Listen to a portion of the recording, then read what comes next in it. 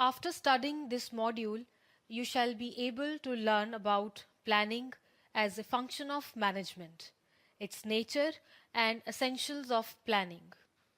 Identify steps in planning and understanding various types of planning such as corporate, functional, strategic, etc. Identify variety of plans in the organization such as standing and single use plans. Learn about the concept of management by objectives MBO and appreciate that there are many ways of creating a policy and learn about different types of policies in the organization and how important the planning is. Planning is the determination of the future course of action to achieve the desired result. It is regarded as a decision making activity in order to achieve goals, and decision making is related with thinking of various alternatives and deciding out of various alternatives the best one to reach our goals. In other words, planning is to decide about the best course of action to be taken from all the available alternatives. Talking in terms of origination, manager decides what, how, when, and by whom it is to be done. A proposed draft of planning is prepared in advance in detail with the help of procedures, programs, policies, and budgets. Planning is the determination of the future course of action to achieve the desired result. Planning is to decide about the best course of action to be taken from all the available alternatives. According to Heyman, planning is deciding in advance what is to be done. Let us learn about the nature of planning. Following are the basic features of planning. 1. Intellectual process. It is a mental exercise before taking any action. A manager must have a capability of extracting ideas and also anticipating in advance the impact of the many possible outcomes on the future task. Second, continuous process. Planning is a never ending activity. A manager at workplace thinks for a particular plan for a certain goal, and when it is accomplished, the planning starts for another objective and so on. Third, goal oriented. It means that there is a planning only if there are goals. To achieve goals, policy, plans, rules, procedures, etc. are laid out that involves planning. A planning would be an empty mental exercise without having any objective. Fourth, a primary function. Planning is required in every phase. Unless we plan, we cannot decide, and unless we decide, we cannot achieve targets. It is not possible to compare the targets achieved if there is no plan initially. Fifth, pervasive. Planning is all pervasive. It is required at all the levels of management, a pervasive activity covering the entire enterprise. A manager cannot be a good manager if he cannot plan. The essential characteristics of effective planning are: it must be based on clearly defined objectives, capable of integrating different activities, clearly understood by those involved in completing the targets, and must be comprehensive for the attainment of the objectives. Plan is conducted at different levels, so it is necessary that different types of plans must fit together. Their purpose, their timings should be arranged so that necessary coordination results. Plan must be economical. Check the resource availability and their effective utilization. Plan must facilitate control to check for any deviation in the actual plan. Let us now understand the basic steps for a good and successful planning. The first and foremost step in the process of planning is determination of the objectives of the enterprise, which should be specific and clear to indicate what is to be done. Second, deciding planning premise, that is, assumptions about the future, because a plan is for the future and future is uncertain. So, the assumptions made about the future need to be realistic and correctly constituted. Premises are of two types: external, which is about economy, political, and social environment, and second, internal, which is related with the rules, policies, and procedures internal to the organization. Third, the next step is the identification of various available alternatives. Fourth, then the alternatives are evaluated on the basis of cost, risk, benefit, etc. There is a need to see the best fit alternative. There may be profitable alternatives with heavy investments or a risky investment proposal with low amount of investment. Fifth, the best alternative is selected. It is always better to select more than one alternative because the selection is based on premise, which is based on the future, and future is uncertain. So, in case of change of premise, alternative may also change. After learning about the basics of planning, we must make a note that planning can be of various types depending on the need of the organization. These are: 1. Corporate planning. A planning and determination of long-term objectives of entire corporate activities, including organizing the work, people, and to sustain so as to enable to attain these objectives. Second, functional planning. A planning related with functional departments such as finance, marketing, human relation, etc. of the organization. The activities of the departments are carried out on the basis of certain plans called functional area plans. This type of planning is a part of a corporate planning. Third, strategic planning. The top management plans for the growth rate in sales, business expansion, analysis of environmental factors, starting new lines of business, etc., is a long-term plan called a strategic planning.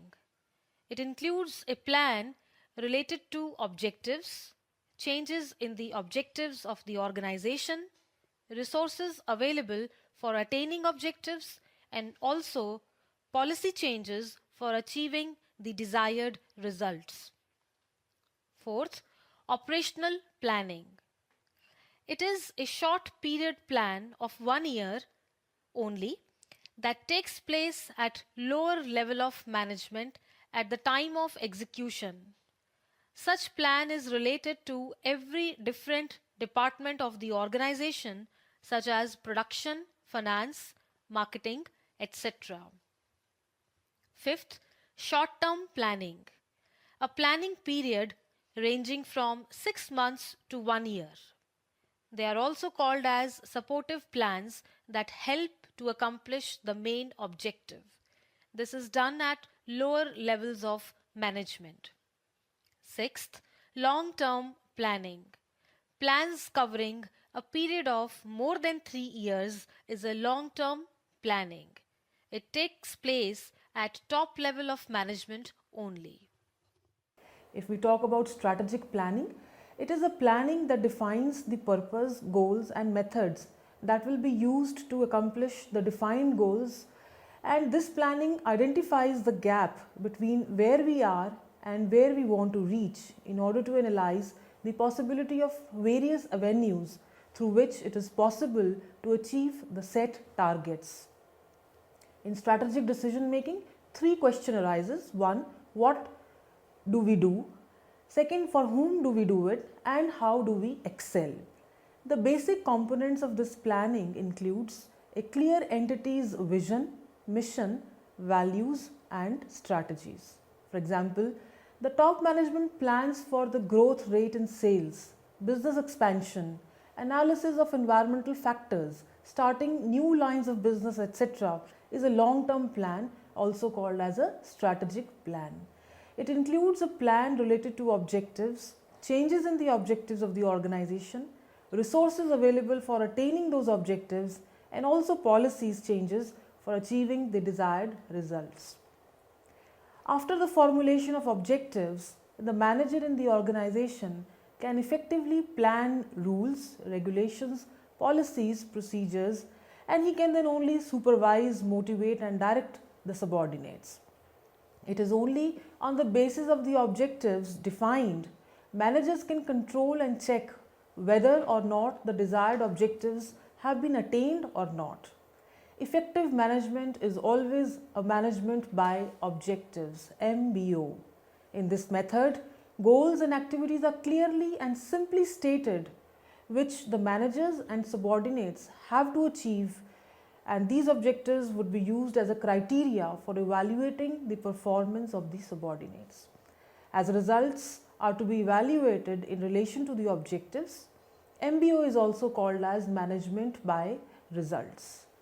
The various advantages that MBO provides are unified planning, increased motivation, a basis for control, decentralization. It defines the performance of standards, improved performance due to the sense of involvement. In order to have MBO in the organization, the following steps are to be followed. One, we need to define the corporate objectives, that is the long-term objectives for the survival, growth and image of the company. Then defining sub-goals. It is defining short-term objectives keeping in view the attainment of the corporate objectives of the organization. These sub-goals are the goals of the different departments or functional areas to decide as to what they are expected to contribute in the organization. Then we need to know about the individual targets. The managers at different levels must have defined goals and it must match the qualification of the manager so as to get the desired result. Then we need to know about the periodical performance review. It is important to review the progress of the employees periodically, and feedback should also be given to the person concerned so as to motivate him to accomplish the corporate objective. Let's now highlight the fact that there are variety of plans. These are 1. Standing or repeated plans. Second, single use plans. Standing plans. These plans are formulated by top management once for all, for repeated use or to be used again and again. It includes plans related to objectives, procedures, methods, rules, regulations, and strategies. They have been explained further.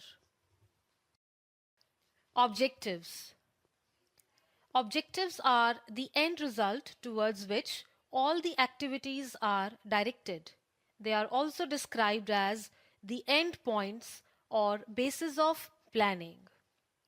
It is only on the basis of objectives defined managers can control and check whether or not the desired objectives have been attained or not. Effective management is always management by objectives, MBO. The basic principles or essentials of a good policies are stated as follows. It must be simple and easy to understand, clear and definite. Policies must always, must be in a written form, though it can be oral also. Clear communication of policy to the followers who are going to implement it is must. Societal and national interest must not be affected by the policy. The policy must be prepared after incorporating suggestions from the participants who are going to implement it. The policy must be flexible in nature with high degree of permanency.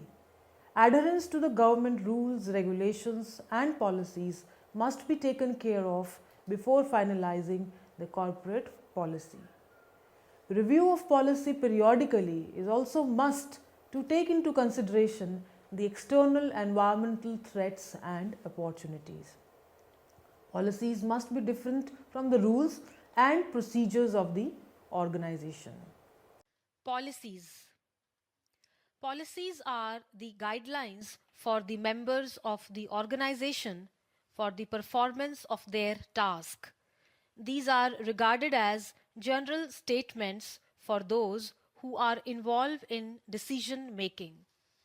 Policies are the guide to thinking, can be written or verbal, and created by top management for the attainment of the objectives. The policies are created in the organization by the top management, and the area of policy formulation is as varied as many activities of the enterprise. Policies can be emerged in several commonly recognized ways, such as on the basis of broadness, origination, expression, and freedom. All these policies, like if we say on the basis of broadness, then the policies are created by the top management for the entire organization. They may be related to expansion, diversification, and they are overall policies or broad policies of the organization. Then we can have functional policies, like these policies are developed at different functional levels, departments of the organization, such as marketing policy, finance policy, HR policy, research and development policies, and they are related to a particular function of the department. Then we can say that there could be a origin as a basis of creating a policies. These policies are originated by managers at managerial hierarchy. Once the broad policies are developed by the top management, which acts as a guide for various policies covering smaller areas of activities which are originated by the various managers lower down in the managerial hierarchy. These policies will definitely be achieving the corporate policies set by the top management. Now, these policies are appealed policies. They are created on the basis of the appeal made by the subordinates in the organization. In exceptional case, such as where subordinates cannot or they are not in a position to take a decision, an appeal to his superior for the decision to solve the current problem. The decision which is taken by the superior then sets a policy and is known as an appealed policy. Then we have imposed policy. When pressure is exerted or imposed from the forces such as government rules, business houses, trade unions, labor laws, then such policies are created. Force here cannot be avoided, and hence there is a need to formulate the policy which is called as imposed policy. If we say on the basis of expression, then the policies could be written, oral or implied policies. These are recorded as, if we say written policies, then these policies are recorded in writing to be essentially and explicitly stated to the employees of the organization. Policies should be clearly expressed and preferably in writing. Then oral policies are policies not in writing and they are spoken out to the users, and they are called as verbal or oral policies. Implied policies. These policies are neither in writing nor stated verbally. They may change from situation to situation and may be only watching the behavior of the subordinates. Managers of the organizations, they can decide that the presence of imposed policies may be ascertained. On the basis of freedom, the policies on this basis includes general policies. These policies are common policies for all and provide more freedom to the subordinates, such as goals can be sold on credit as sales policy. Then we can have specific policies. They are created for certain purposes and restrictive in nature and do not provide any freedom from the subordinates. Procedures. Procedure is a sequence of steps to attain the objectives. They are specific, unlike policies, which are broad guidelines. Procedures are guide to action, not a guide to thinking. Procedures are the chronological sequence in different areas to implement policies. Policies are directed towards objectives broadly, whereas procedures are set in different areas in the form of steps to attain the goals. Rules. Rules are specific type of standing plans. A rule does not specify the sequence of steps to be followed, though it is a guide to action. It is definite in nature, that is, it must provide a definite action to be taken or not taken in specific situation. Rules do not follow any procedure, rather, they provide uniformity in action and everyone has to follow it. It also provides for rationality in the behavior of the manager. Strategy. A strategy is a plan of action or unified or integrated plan in order to achieve goals and objectives of the organization. It is a broad plan for bridging the gap between where the organization is today and where it has to go in the future.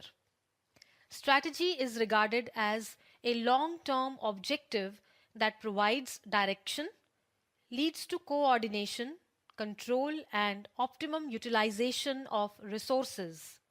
It helps in facing the challenges of the dynamic environment that is comprised of threats and opportunities. After discussing about standing use plans, let us now move on to the single use plans. These plans are used for specific objective and time period only. Once the objective is achieved, plan lapses. These can in the form of budget, programs, and projects. Budget. A budget is prepared for the fixed time period and is a statistical estimate for future requirements. Budget can be a master budget. It can be related to production, sales, purchase, etc. The budget may be stated in terms of time, material, money, or other units necessary to perform the work. Program. A program is a plan within a broad or bigger plan for attaining the enterprise goal for a specific situation only. Once the goal is achieved for a specific task, it is not used again. For example, an expansion program for paper mill, which calls for preparing budget, creates policies, procedures, rules, etc. for this purpose. Once the purpose for expansion is fulfilled, the specific plans made for this purpose will be given up. Projects. A project is a part of the general program.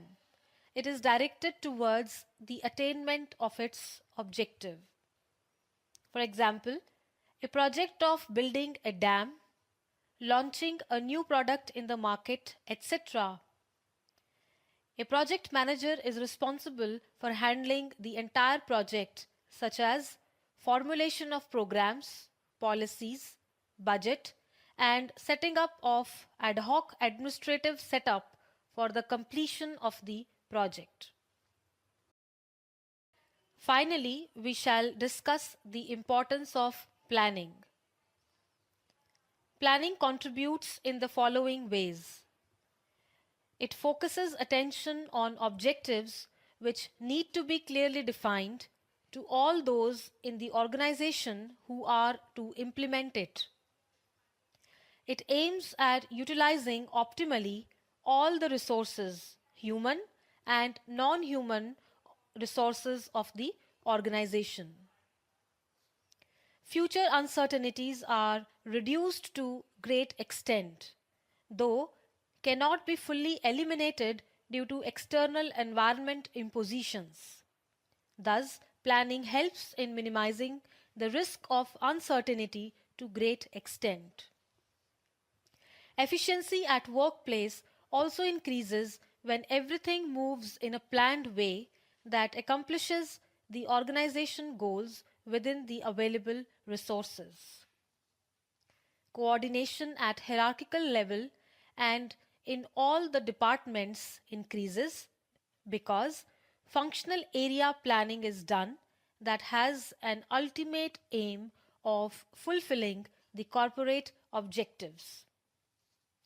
Planning facilitates the decision making process to select best alternative for the future out of the various alternatives available. Planning leads to control the performance on the basis of what is expected. Let us now summarize what we have learnt in this module. Planning is the determination of the future course of action to achieve the desired result. It is regarded as a decision making activity in order to achieve goals, and decision making is related with thinking of various alternatives and deciding out of the various alternatives the best one to reach to our goals. Planning is an intellectual, continuous, goal oriented, and all pervasive and primary function. Planning must be based on clearly defined objectives capable of integrating different activities. The planning encompasses certain steps such as determination of objectives, deciding planning premise, finding and evaluating various alternatives, and selection of the best alternative. Planning can be of different types such as corporate planning, functional planning, strategies, operational, short-term and long-term planning. There are varieties of plans such as standing and single-use plans. Standing plans include objectives, policies, procedures, rules, and strategy. Single-use plans include budgets, programs, and projects. Effective management is management by objectives. Goals and activities are clearly and simply stated, which the manager and the subordinates have to achieve, and also these objectives would be used as a criteria for evaluating the performance of the subordinates. Policies are the guidelines for the members of the organization for the performance of their task. These are regarded as general statements for those who are involved in decision making. Policies on the basis of broadness include organizational policies and functional policies. Policies on the basis of origination are appealed and imposed policies. Expression-based policies are written or verbal policies and implied policies.